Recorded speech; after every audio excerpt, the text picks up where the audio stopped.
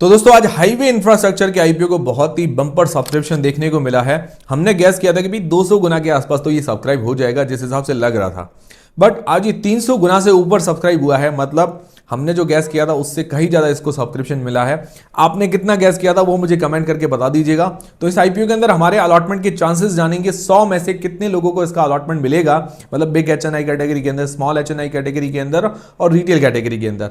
उसके अलावा इसके अंदर पैसा कितना लगा है, लेटेस्ट ग्रे मार्केट का प्रीमियम क्या चल रहा है, अलॉटमेंट स्टेटस कब और कहां चेक करना है, सारी चीजें जानेंगे इस वीडियो के अंदर।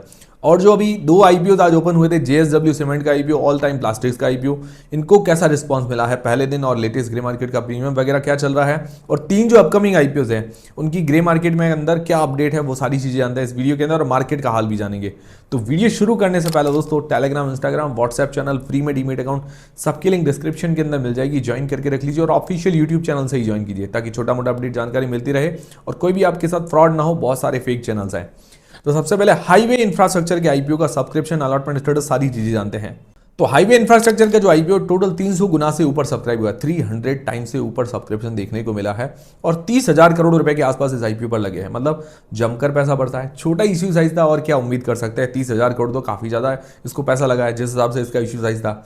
और बाकी जो क्यूआईबी पोर्शन है, 400 गुना से ऊपर क्यूआईबी पोर्शन सब्सक्राइब हुआ है, बहुत ही अच्छी बात है। एनआईआई पोर्शन 447 गुना के आसपास सब्सक्राइब हुआ है, ये भी काफी अच्छी बात है।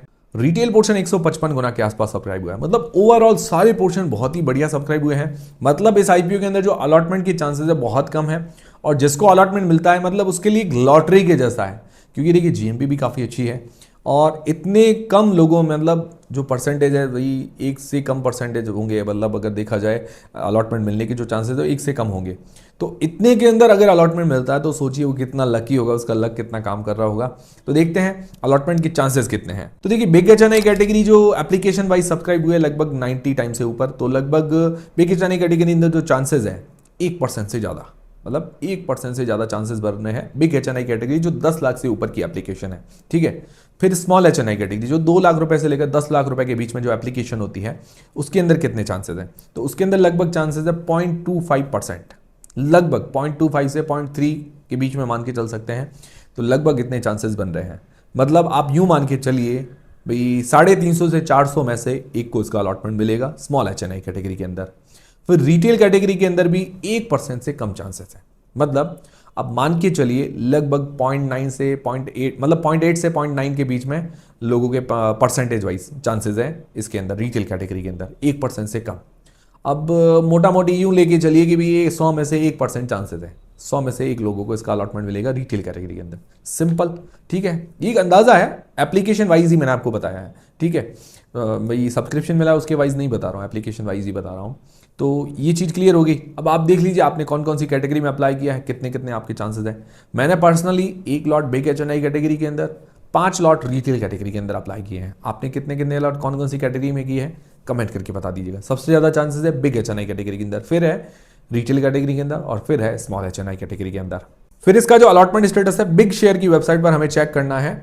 8 अगस्त कल की तारीख में रात को आ जाएगा बिग शेयर की वेबसाइट पर। ठीक है, ये इसका रजिस्ट्रार है। फिर इसका ग्रे मार्केट का प्रीमियम, अंदाजन जो ग्रे मार्केट का प्रीमियम अभी चल रहा है 50% के आसपास, 35 रुपए पर शेयर, अंदाजन इतना ग्रे मार्केट का प्रीमियम है। डिमांड वगैरह अभी अच्छी बता रही है, उम्मीद है इससे नीचे नहीं जानी चाहिए, क्योंकि जनरली ये होता है कि जब अलॉटमेंट आता है तो उसके बाद डिमांड एकदम से डाउन हो जाती है। बट ठीक है, जितनी डाउन भी गई तो मुझे लगता है ज़्यादा से ज़्यादा 20-25% होगी, इससे कम नहीं होनी चाहिए, क्योंकि डिमांड तो इसकी बनी हुई है। थोड़ा सेक्टर भी इस टाइप का लग रहा है, टोल वे कलेक्शन का है, ज़्यादातर रेवेन्यू इसका टोल से ही जनरेट होता है, तो एक यूनिक टाइप का सेक्टर कह सकते हैं अभी इस मार्केट के अंदर। फिर दोस्तों जेएसडब्ल्यू सीमेंट का आईपीओ, ये पहला दिन था इस आईपीओ में अप्लाई करने के लिए। लगभग 0.3 टाइम के आसपास सब्सक्राइब हुआ है और सारे पोर्शन अभी अंडर सब्सक्राइब है।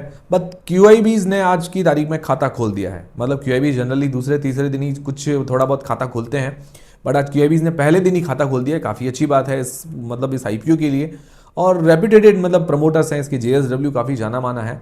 इस कारण क्या है कि थोड़ा इसके लिए भी बेनिफिट, एक प्लस पॉइंट हो जाता है। हाँ, कंपनी के अंदर कुछ दिक्कतें हैं, थोड़ी लॉस मेकिंग है, डेट वगैरह है, वो दिक्कतें तो है ही।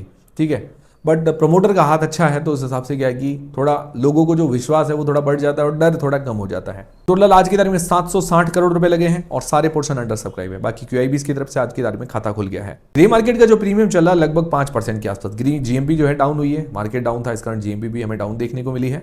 लगभग 8 रुपए पर शेयर इसकी जीएमपी बता रही है। और आप में से किन किन लोगों ने पहले ही दिन इस आईपीओ में अप्लाई किया है कमेंट करके बता दीजिएगा। बाकी इसकी एंकर लिस्ट काफी अच्छी आई है, लगभग हमने 8 साढ़े 8 जैसी रेटिंग दी थी। एफआईआई के अंदर तो काफी बड़े बड़े नाम है, म्यूचुअल फंड के अंदर भी काफी अच्छे नाम है, लगभग 3 साढ़े 3 जैसी रेटिंग हमने म्यूचुअल फंड के अंदर दी। एफआईआई के अंदर मुझे लगा कि पूरा 5 में से 5 देना चाहिए। फिर दोस्तों ऑल टाइम प्लास्टिक्स का आईपीओ 0.35 टाइम्स ये टोटल सब्सक्राइब हुआ है पहले दिन। 100 करोड़ रुपए के आसपास लगे हैं, इस पर 100 करोड़ रुपए लगे हैं। जेएसडब्ल्यू सीमेंट पर 760 करोड़ रुपए लगे हैं पहले दिन। तो जेएसडब्ल्यू पर 7 गुना ज़्यादा पैसा लगा है, क्योंकि वो बड़ा इशू साइज है, ये छोटा इशू साइज है और वो बड़ी रेप्यूटेड कंपनी है, उस हिसाब से ही पैसा लगता है। बाकी इसके अंदर सारे पोर्शन अंडर सब्सक्राइब है और क्यूआईबी पोर्शन अभी तक खाता नहीं खोला है क्यूआईबीज ने ऑल टाइम प्लास्टिक्स के अंदर। और इसकी जो लेटेस्ट जीएमपी बता रही है लगभग 10% के आसपास 28 रुपए पर शेयर एक अंदाजन जीएमपी है। और आप में से किन किन लोगों ने पहले ही दिन इस आईपीओ में अप्लाई किया है कमेंट करके बता दीजिएगा। इसकी एंकर लिस्ट ठीक ठाक है, बिलो एवरेज कह सकते हैं, 4 साढ़े 4 जैसी रेटिंग दे सकते हैं। कुछ 1-2 बड़े नाम है, बाकी उसके अलावा नॉर्मल एंकर लिस्ट है। छोटा इशू साइज इस कारण एंकर लिस्ट की ज़्यादा उम्मीद कर नहीं सकते। फिर दोस्तों जो 3 अपकमिंग आईपीओज है, ब्लू स्टोन इसके अंदर 11 अगस्त को ओपन होने वाला है। अगर उसका लेटेस्ट ग्रे मार्केट का प्रीमियम देखें तो लगभग 3% के आसपास अभी लेटेस्ट बता रहा है, लगभग 18 रुपए पर शेयर अंदाजन मान के चल सकते हैं। इतना इसका ग्रे मार्केट का प्रीमियम है, तो काफी कम डिमांड चल रही है और रिव्यू का वीडियो आपको लगभग कल तक आपको मिल जाएगा। फिर दोस्तों रीगल रिसोर्सेज जो कि एक अपकमिंग आईपीओ 12 से लेकर 14 अगस्त के बीच में ओपन रहेगा। इसकी ग्रे मार्केट के अंदर अच्छी डिमांड आ रही है, 20% जैसी जीएमपी बता रही है अभी आज की तारीख में लेटेस्ट। लगभग मान के चल सकते हैं 20 से 22 रुपए के बीच में इसकी जीएमपी आज की तारीख में बता रही है। मतलब डिमांड वगैरह अभी अच्छी है, 20% के आसपास डिमांड है। तो अभी जो अपकमिंग आईपीओज हैं या जो रिसेंट आईपीओज हैं, हाईवे आईपीओ आप छोड़ दीजिए, वो तो क्लोज हो चुका है, तो उसके अंदर सबसे ज्यादा डिमांड जो है रीगल रिसोर्सेज की ही चल रही है। तो इसके रिव्यू का वीडियो भी डालेंगे कि भाई कंपनी ऐसा क्या खास करती है जो इसकी डिमांड बन रही है। फिर दोस्तों एक और आईपीओ 19 से 21 अगस्त के बीच में श्रीजी शिपिंग ग्लोबल, जिसका प्राइस बैंड मार्केट लॉट नहीं आया, उम्मीद है कल परसों तक आ जाएगा इसका प्राइस बैंड और मार्केट लॉट। 19 अगस्त को ये ओपन होगा, तो इसकी अभी तक प्राइस बैंड मार्केट लॉट नहीं आया, तो ग्रे मार्केट के अंदर कोई भी डिमांड वगैरह भी अभी नहीं आई है। जैसे ही आएगी तो मैं आपको अपडेट कर दूंगा। तो ये है जो अभी रिसेंट आईपीओस। उसके अलावा बात करें एसएमई आईपीओस, तो एसएमई आईपीओस में किसी भी अभी कोई खास वगैरह डिमांड वगैरह नहीं बता रही है। बाकी बात करें मार्केट की, तो मार्केट में आज हल्की हल्की सी रिकवरी देखने को मिली है। सारे इंडेक्स के अंदर हल्की सी रिकवरी थी, ज़्यादा नहीं थी। बाकी काफ़ी स्टॉक्स के अंदर तो आज गिरावट भी थी, भाई काफ़ी लोगों के पोर्टफोलियो डाउन ही देखने को मिले, कोई ऐसा कोई विशेष रिकवरी नहीं थी आज। बाकी इंडेक्स के अंदर रिकवरी देखने को मिली, पर्टिकुलर काफ़ी ऐसे स्टॉक्स थी तो डाउन भी थे। ठीक है, तो ठीक है, ये अच्छी बात है कि मार्केट के अंदर वापस रिकवरी आई है और ये रिकवरी परमानेंट तो मुझे नहीं लगता। इसके अंदर क्या है कि वापस कुछ बदलाव होंगे, थोड़ा बहुत और गिरावट हो सकती है हमें देखने को मिले, क्योंकि जो टैरिफ वाला भी चल रहा है माहौल उसके बेसिस पर लग रहा है।